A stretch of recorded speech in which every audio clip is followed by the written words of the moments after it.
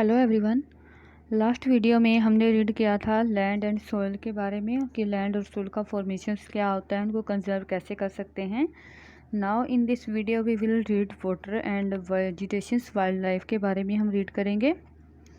Water is a water renewable natural sources के जो water है वो रिन्यूएबल सोर्सेज है कि ये हमें दोबारा मिल सकता है। मीन्स रिन्यूएबल का मीन्स होता है कि ये हमें दोबारा मिल सकता है। 3 and 4 of the earth surface is covered water with, कि जो अर्थ का 3 and 4 पार्ट है मीन्स वो किससे कवर है, वो वाटर से कवर है, तो इसलिए हम इसको क्या बोलते हैं, वाटर प्लैनेट भी हम इसको कहते हैं। It was in the primitive oceans, means कि प्रिमिटिव होता है वो पुराने टाइम में, कि बहुत पुराने टाइम में ओशंस पे life begin almost 3.5 billion years back. Means कि जो ओशंस पे जो लाइफ स्टार्ट हुई थी वो 3.5 बिलियन ईयर्स पहले हुई थी। और प्रिमिटिव का मीनिंग होता है बहुत पुराना होना। आज जो अर्थ के सरफेस पे, ठीक है, और आज इन टुडे जो अर्थ के सरफेस पे जो 2 और 3 पार्ट्स हैं जो अर्थ के स्पेस पे हैं वो ओशंस का है और सपोर्ट करते हैं a rich variety of plant and animal lifes को। और ओशंस क्या सपोर्ट करते हैं, वो एक बहुत बड़ी वैरायटी में पौधों यानी कि प्लांट्स और एनिमल्स को लाइफ देते हैं, लाइफ जीने में उनकी हेल्प करते हैं। ठीक है, ओशंस वाटर जो होता है वो बहुत ही सब सैलिन होता है। ओशन वाटर होता है जो सैलिन होता है वो not fit for human consumption, means human के कंजप्शन के लिए वो फिट नहीं होता। Fresh water accounts only about 2.7%। और जो फ्रेश वाटर्स है जो हमारी कंजप्शंस में आता है उसमें सिर्फ 2.7% है। ठीक है, और near about 70% of this occurs as ice sheets and glaciers in Antarctica. और इसके अलावा ह्यूमन कंजप्शंस के लिए ये फिट नहीं होता है। जो ओशंस वाटर होता है जो फ्रेश वाटर होता है वह 2.7% है। और नियर अबाउट 70% जो अकर्स करता है फ्रेश वाटर वह ग्लेशियर और आइस शीट्स में करता है, जैसे आपने अंटार्कटिका और ग्रीनलैंड एंड माउंटेन रीजन्स। किस रीजन्स में होता है ये, अंटार्कटिका, ग्रीनलैंड और माउंटेन रीजन्स में होता है। इंडिया में एक गंगा ग्लेशियर्स भी है जो हिमालय में पड़ता है, वहाँ से भी ये इसको इसी फॉर्म में मीन्स फ्रेश वाटर हमें मिलता है। Due to their location there are inaccessible. Inaccessible होता है कि जहाँ तक हम पहुँच नहीं सकते। ठीक है, कि इसका जो एरिया होता है जहाँ तक हम पहुँच नहीं सकते। Only 1% of fresh water is available. Only 1% water जो है फ्रेश है वो अवेलेबल है, जो हमें ground water as surface water in rivers and lakes as water vapour in the atmosphere, कि जो हमें वाटर के सरफेस सॉरी रिवर्स की सरफेस पे मिलता है, लेक्स से मिलता है, वाटर वेपर्स की फॉर्म में हमें मिलता है किसी भी एटमॉस्फेयर में। ठीक है, नेक्स्ट है water fresh water. Fresh water is the most precious substance of the earth, की जो फ्रेश वाटर है वो बहुत ही प्रीशियस सब्सटेंस है जो हमारी अर्थ के लिए, जिसको ना तो आप can neither be added no subtracted from the earth. आप इसको अर्थ में ना ही कम कर सकते हो ना ही ज़्यादा कर सकते हो। इसकी जो वॉल्यूम है वॉल्यूम इसकी कंस्टेंट है, मीन्स इसकी वॉल्यूम को अपना बढ़ा सकते हो ना कम कर सकते हो, मीन्स ये एक जगह पे गतिशील है। ठीक है, its absence only seems to vary because it is constant motion cycling। Means कि इसकी जो अबडेंस है सिर्फ वेरी करती है क्योंकि वाटर साइकिलिंग होती है। और वाटर साइकिलिंग जो होती है वह water consumptions water constant motion में रहता है, जैसे इवेपोरेशंस होता है, प्रिसिपिटेशंस होता है एंड रन ऑफ होता है। ठीक है, जैसे ही इसी पूरे प्रोसेस को हम क्या कहते हैं, इसी पूरे प्रोसेस को हम वाटर साइकिल कहते हैं।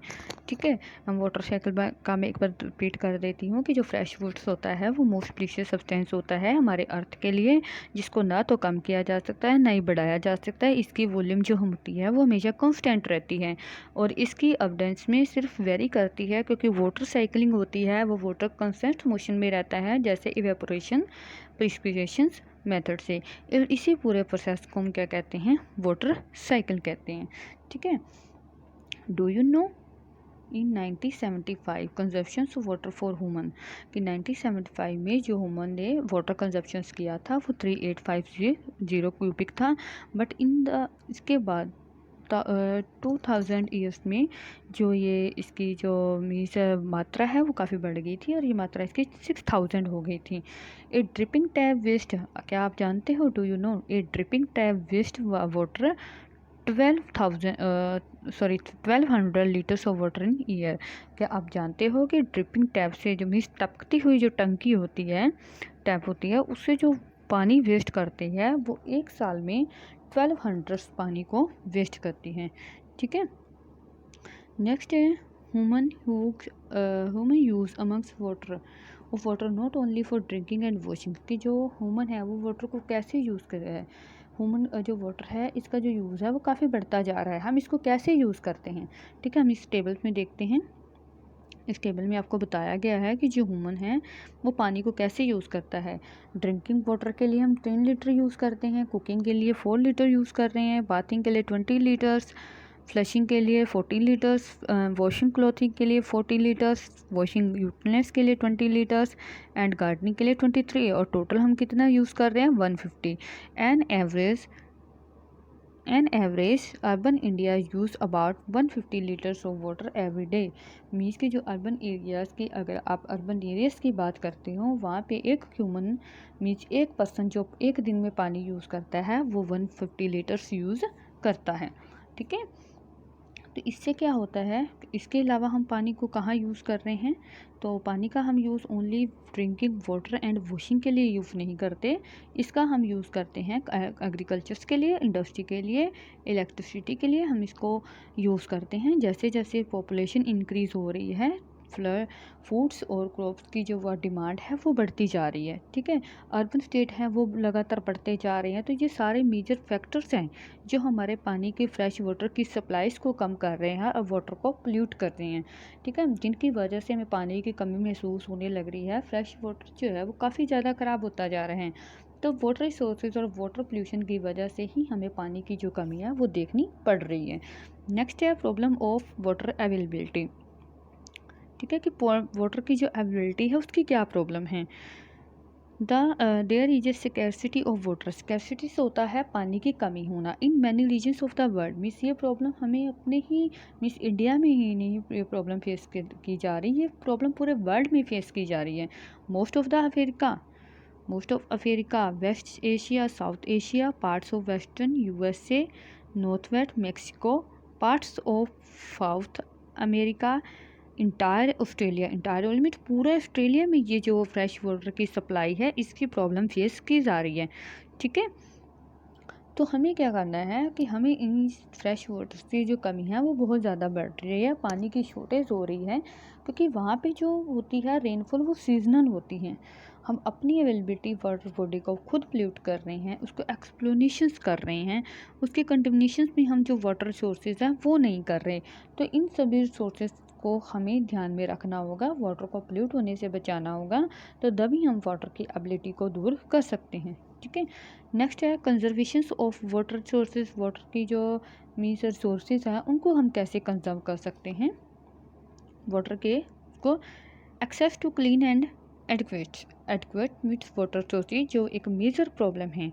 ठीक है, ये एक मेजर प्रॉब्लम है, ये पूरे वर्ल्ड में आज ये प्रॉब्लम मीन्स फेस की जा रही है। इसके लिए हमें स्टेप्स उठाने चाहिए। ठीक है। ड्विनिंग सोर्सेज होते हैं जो पानी को गंदा कर देते हैं, उन सोर्सेज को हमें कंजर्व करना चाहिए। ठीक है। हमें ऐसे स्टेप्स लेने चाहिए जो इस प्रॉब्लम को दूर कर सके, ताकि हम इस प्रॉब्लम को दूर करके वाटर रिन्यूएबल को कर सकें, उसको पोल्यूशन से बचा सकें, उसको अनफिट होने से बचा सकें। ठीक है। कुछ रीजन्स होते हैं जिसके द्वारा जो पानी है वो लगातार गंदा होता जा रहा है। हमें डिस्चार्ज वेस्ट का प्रयोग नहीं करना चाहिए, यूज़ नहीं करना चाहिए। एग्रीकल्चर में केमिकल पेस्टिसाइड यूज़ नहीं करने चाहिए। इंडस्ट्री इन्फ्लुएंट्स को जो वाटर बॉडीज़ को गंदे करती हैं, ये सारी चीज़ें मिलकर इन मेजर कंपोनेंट्स को हमें दूर रखना चाहिए। ये सब जब वाटर बॉडी में मिल जाते हैं तो वाटर को पोल्यूट करते हैं, जैसे nitrate, metals and pesticide. In sources को हमें वाटर ये जो मटेरियल होता है जो पानी को गंदा करता है या पोल्यूट करता है या फ्रेश वाटर्स को पीने लायक नहीं रहने देता, तो इन चीज़ों को हमें पानी से मिलाने से रोकना चाहिए। Okay. Most of these chemicals are non biodegradable. Means ये जो केमिकल ऐसे हैं कि हम इनको दोबारा मीन्स इनका ये जो पानी में मिलकर इनको गंदा कर देते हैं, जैसे प्लास्टिक डाल देते हैं। तो ये सारी जो चीज़ें होती हैं ये वाटर में उसको मिलकर पोल्यूट कर देती हैं।